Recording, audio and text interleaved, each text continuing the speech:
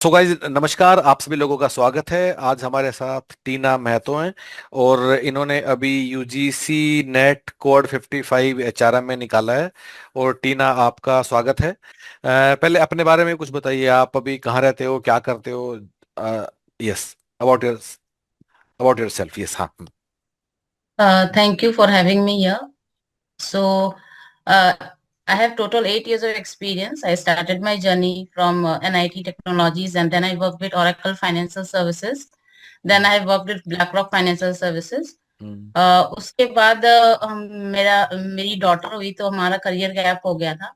हम्म। उसके बाद 6 मंथ्स का गैप के बाद हमने फिर से अपना जर्नी स्टार्ट किया था बीए कॉलेज ऑफ इंजीनियरिंग से एज अ हम्म। लेक्चरर। हम्म। तो उस दौरान मुझे लगा कि हम्म। उस दौरान मुझे लगा कि मतलब कि करियर को लेकर के, क्योंकि मैं वापस बैंगलोर जा नहीं सकती थी अपने करियर को रीस्टार्ट करने के लिए, तो मेरे लिए चैलेंजिंग था वो अपनी डॉटर को छोड़ करके। तो हम्म। इसलिए फिर हमने सोचा कि ये टीचिंग प्रोफेशन जो है इसमें हम अपना करियर बना सकते हैं। उस हम्म। टाइम हमने डिसाइड किया था। तो मेरा ये थर्ड अटेम्प्ट था। पहला हम्म। अटेम्प्ट तो जो था वो मैंने विदाउट प्रिपरेशन बस यूं ही देखने के लिए कि मैं कहाँ पे हूँ, मुझे कितना आता है, मैं बस बस ऐसे ही मैंने अटेम्प्ट किया था उसमें। हम्म। तो उस दौरान मुझे लगा कि नहीं, लेबर लॉज के बारे में काफी नॉलेज होना बहुत जरूरी है। हम्म। तो नेक्स्ट टाइम जब मैंने अटेम्प्ट किया तो उस दौरान मैंने लेबर लॉज की थोड़ा थोड़ा मतलब जो बुक्स हमने मार्केट में अवेलेबल थी उसमें से पढ़ाई करके हमने दिया था। हम्म। लेकिन वो भी सेटिस्फाइड रिजल्ट्स नहीं आए थे उसमें भी। हम्म। तो इस बार जो था क्योंकि मैं जॉब फिर मेरा पर्सनल रीजंस की वजह से जॉब छूट गई थी। हम्म। और फिर सितंबर के मंथ में, और आई थिंक सितंबर के मंथ में हमने एनरोल किया था ह्यूमन पेरिटस से। हम काफी सर्च किए थे कि मतलब लेबर लॉज जो है काफी मोटी मोटी किताबें से पढ़ने में बहुत डिफिकल्ट होता था, मतलब बोरिंग सा लगता था पढ़ने हम्म। के लिए। हम्म। कोई भी लेबर लॉज वगैरह हम्म। इंटरेस्टिंग ही नहीं लगता था।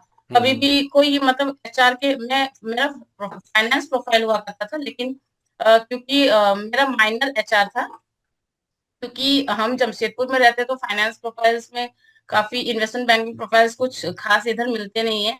तो इसलिए मुझे एचआर में स्विच करना पड़ा था। इसके हम्म। कारण एचआर डोमेन में फिर ऐसा हुआ कि मुझे लेबर लॉज को फिर से जो कॉलेज में पढ़े थे वो बस एग्जाम के जैसे ही पढ़ा था हमने। तो फिर हमने सर्च किया, मुझे किसी ने गाइड तो नहीं किया था कि ह्यूमन पेरिटस ऐसा एक है। हम्म। मैंने खुद से ही खूब सर्च किया गूगल पे, और फिर वेबसाइट्स पे जाकर के देखा, लोगों के रिव्यूज पढ़े उसमें। तो मुझे काफी अच्छा लगा, और मुझे लगा कि जो वो शॉर्ट्स जो यूट्यूब में जो शॉर्ट्स में डालते हो आप लोग, उससे मुझे पता चला कि शायद लेबर लॉज हमको इजीली पढ़ने में कम से कम, क्योंकि वही एक चीज है जो जिस जहाँ डिफिकल्टी फेस कर रहे थे हम।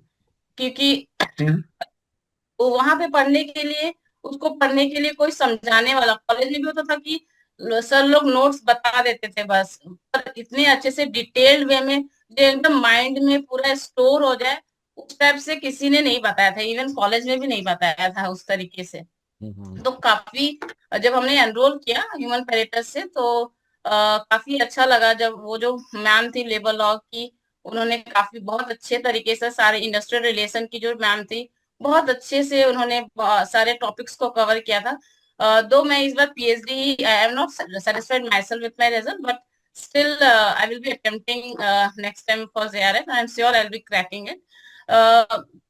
मेरा ये है कि मतलब जो सिलेबस था हमारा, वो मैं पूरी तरह कंप्लीट नहीं कर पाई थी, क्योंकि बहुत कम, आई थिंक दिसंबर एंड तक हम शायद आप ह्यूमन ट्रेकर से बुक्स ही मंगा रहे थे कि मेरा बुक सारा आ जाए, मेरा बुक सारा आ जाए, मैं पढ़ लूंगी करके।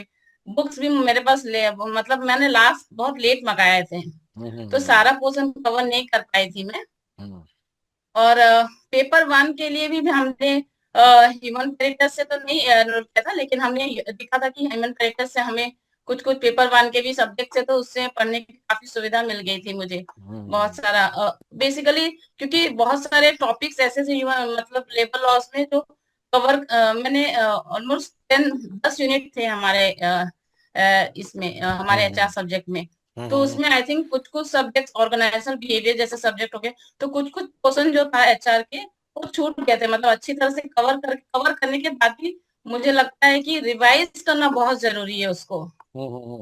और जो पोर्शन कंप्लीट नहीं कर पाए तो उसके मैंने पीवाईक्यूज पढ़ के, जो पीवाईक्यूज है वो काफी अच्छे तरह से पीवाईक्यूज बने हुए हैं। उससे क्या होता है, होता था कि हम जब पूरा वीडियो वॉच करते थे और प्रॉपर नोट्स बनाते थे, और उसके बाद जब हम पीवाईक्यूज देते थे तो अपने में कॉन्फिडेंस आता था कि वाह मैं आंसर कर पा रही हूँ करके, बहुत कॉन्फिडेंस बिल्डअप हुआ। और नेट का ही नहीं, मैंने इसके बाद जितने भी एचआर के इंटरव्यूज दिए, हमने ज्वाइन नहीं किया लेकिन मैंने क्लियर किया लेवल के जितने भी उन लोगों ने क्वेश्चन पूछा था, हमने बहुत अच्छे से उन लोगों को आंसर आंसर क्या है, मतलब या आप लोगों ने जो भी लेबर लॉस के जो भी बुक्स बनाए, बहुत बहुत अच्छे से बनाए हो आप लोग।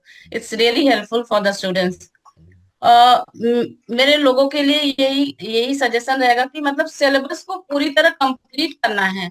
हम्म। पेपर वन हो पेपर टू हो, we have to give equal importance to both the papers. Hmm. ऐसा नहीं है कि पेपर टू, मेरे आई थिंक मैंने 81 परसेंटाइल स्कोर किया है।